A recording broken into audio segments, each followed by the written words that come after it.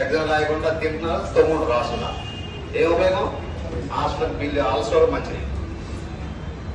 అంతే అన్నా, చదవాలి. గోల్ ఉంది, ఆ గోల్ కోసం మీరు ప్రాక్టీస్ చేయాలి, నిరంతరం చేయాలి.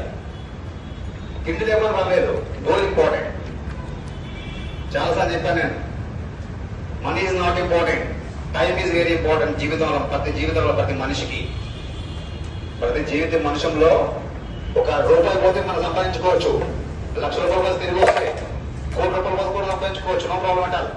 మన జీవితంలో ఒక సెకండ్ పోతే నెవర్ కమ్ బ్యాక్. నా లైఫ్కి అయినా మీ లైఫ్కి అయినా తిరిగి వస్తుందా? నేను డేట్ తిరిగి వస్తుందా? గంట ముందు తిరిగి వస్తుందా? నిమిషం ముందు తిరిగి వస్తుందా? రాదు. అందుకే టైం అనేది చాలా విలువైనది. ఒక్క సెకండ్ కూడా, ఒక్క నిమిషం కూడా వేస్ట్ చేయకండి. ఎగ్జామ్స్ ప్రాపర్ గా రాయండి, క్లాసెస్ మంచిగా వినండి. క్లాస్ కి గ్యాప్ వస్తే కూర్చుని చదువుకోండి. బయట ఫ్యాన్ వేసుకుని కూర్చుని ముచ్చట పెట్టుకుని కూర్చొని చదువుకుంటే ఒక బిట్ వస్తుంది, ఒక మార్క్ వస్తుంది. అది మనకు ఉపయోగపడుతుంది రేపు ఎగ్జామ్ లో. ఒక మార్క్స్ పోయినా, హాఫ్ మార్క్స్ పోయినా ఫెయిలే.